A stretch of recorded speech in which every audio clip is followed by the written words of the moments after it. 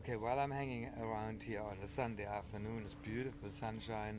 I'm sitting here in the backyard up in Oceanside in California, and just let me remember things, while I'm sitting here and talking. Let me talk a little bit about my father. My father was his. I think he had three brothers or three or four brothers, and he lived very close to where I grew up, and so I only knew of one brother, Alphonse. He was a a sculpture. He did a lot of arts and things like that, and he did do organize plays in our village and stuff like that. So he was a bit of an artist type, and he did lots of wood carvings and things, beautiful stuff. But he was a bit of a weirdo, from my point, from as a kid. He got married when he was very in his 40s or 50s, I can't remember, to a young school teacher, and they had, I think, four kids. I guess four, one, two, three, four. Yeah, I think four cousins I've got from that, and the other two brothers I never knew about. Um, One of them, I think, died in the war or just after, and another one died after. They all had some kind of a cancer. Uh, there's a name for it, and I can't remember the name of it. Anyway, so uh, my father went to the war. Obviously, he had to, because everybody was conscripted and he had to go. So I think initially he fought on the French border, and I think the story he told me once was that he organized sometimes having a drink with the French. They didn't they didn't really care much about killing one another, but they had to do pretend that they did, and so that was one. Now he was the leader of a machine gun unit, which was about, I think, three or four people with a machine gun at the time. I'm talking about 1930, 1940, something like that. So they were to our things, they were pretty primitive machine guns. Anyway, so then at a later stage, he had to go to Russia, uh, and so once they had invaded France, and that was it. So he had to go to Russia, and so he went to Stalingrad, and they were defeated there. Had to draw back to draw the lines back, and so as they were traveling back, with their horse and carts and I don't know whatever other move, means of transport they had. Anyway, so and it was winter time, obviously. It was cold and snowy and everything. And at one point in a foresty area. Now that's a story I got from my mother. My father never told me about it, but he obviously told my mother, and so that's what she told me. Um, they stopped to have a break, and when they got and in the meantime, not to their knowledge, they didn't notice that Cossacks went up the trees and set up there. And so as soon as the command came that they're breaking up and want to go again, the Cossacks started shooting the horses, so they fell all over, and then they started shooting people. And my father was shot. And I can't remember if he got a shot right through here or something. Anyway, later on in life, I know that he had no bone up here, and I also know that he was blinded. I mean, couldn't see in his. Um, so what they did, they loaded all the people dead and half alive. They loaded them all onto a snake and a sled, and moved them. And at some point in the movement, the sled fell over, and all the half dead and dead people fell on the ground. So my father was right in there. Now remember, he couldn't see, so he heard some moaning next to him, and so he asked the guy, are you can you see? He said, yeah, but I can't move anymore. So what my father did, he loaded the guy on his shoulders, and the guy told him where to go. So that went on, I don't know for how long, uh, for a period of time, probably not very long, I can't think. And then the guy died on his shoulders. So then my father, that was it. He couldn't, he couldn't go any further. Um, and but in his unit, the, there's of course people survived to some extent. In his unit, there were two guys which said, "Look, we don't believe that Fisher is dead, so we go back for him."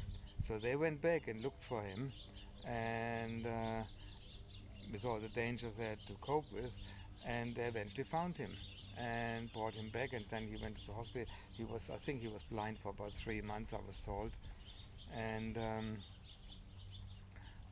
then his eyesight somewhat came back, and it was okay. But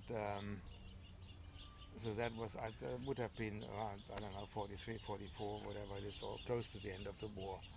Um, and he went home then, of course. But so that's his, all his life, was kind of that kind of thing. And one of the things I picked up from him was my mother loved dancing. And he couldn't dance. He says, "I can't. I've got this. I get this here, and I've got the war wound, something like that." And that was always my excuse. I've got a war wound. I can't dance. So unfortunately, I never danced with my mother. My younger brother Hubert, who is 2 years younger than me, he became a competition dancer. But by that stage, my mother already was dying or dead. I can't remember. But so she never got the pleasure of dancing with him. I think, I'm not sure. I would have to ask him. That Hubert, he grew up here. Like Martin was a year younger than me, and Hubert was a year younger than Martin. So there was three boys, right, one after the other. And we had so Martin. He did an apprenticeship as a cook in Kolpinghaus. That was, big community house, uh, but uh, but he never. I don't know if he ever finished it, but anyway, he liked that, and but then he worked for the council in Waldkirch, which is near Freiburg, and he worked there, and he was driving the street sweeper car. So he when they built a new street or something like that, and it had to be cleaned, that was his job. And he did that until he just recently, he was over 70, because I wouldn't let him go because he was so good at it. He did that for over 30 years or more. So that was Martin, and he is married to Rosa, um, and they have got two boys. They're both, one is a carpenter and the other one I think is a locksmith or something. I'm not quite sure. And they still live in Waldkirch. They have lived in the same house. They rented the same house. They started up in the top of the house, like the attic.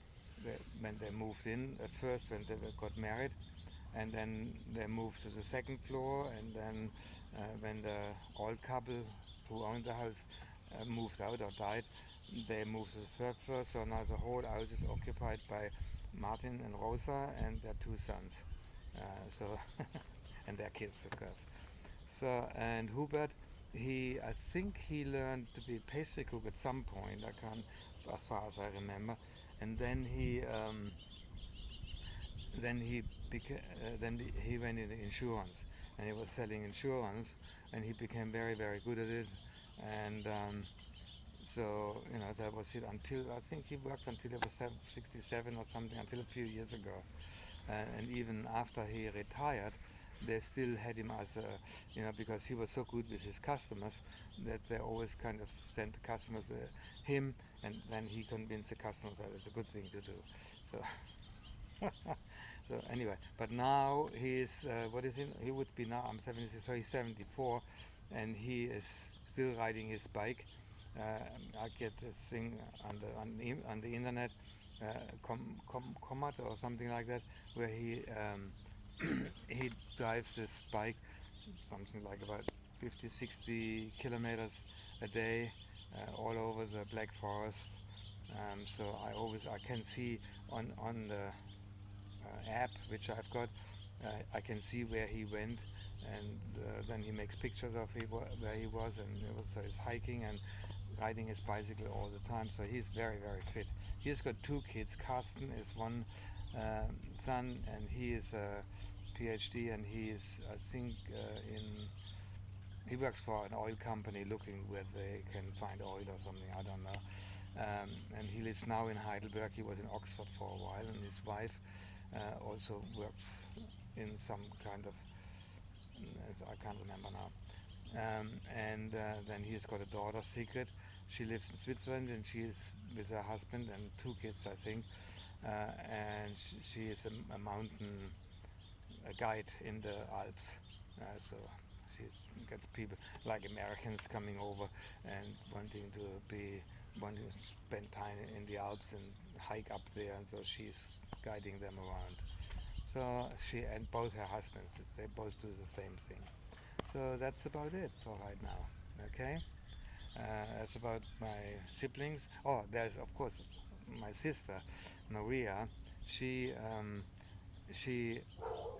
uh, did an apprenticeship as a waitress in my uncle's cafe, and she worked in all sorts of different things. She actually wrote a book just about herself, what she's doing. I can't remember.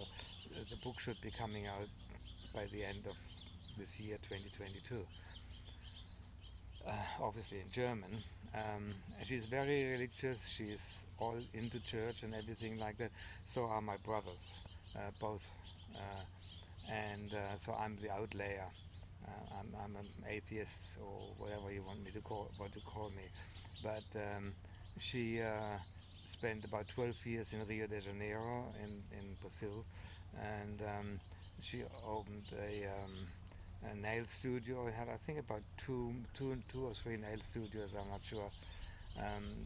Taught people how to do nails and things like that. So she did quite well. But she had a very, very adventurous life.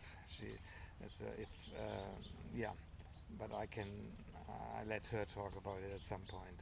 Um, so yeah, it was very, very good. So okay, and then there was one more brother, and he was born in 1956. My sister was born in 52, and then was another brother in 56, but he died too of cot death about 2 years later. So Anton was his name, and I can't really remember anything much about him. At the time, 56, I was 10 years old, and I had other things to do than worry about a little brother. Okay, so that's about it. That's about my siblings and my father.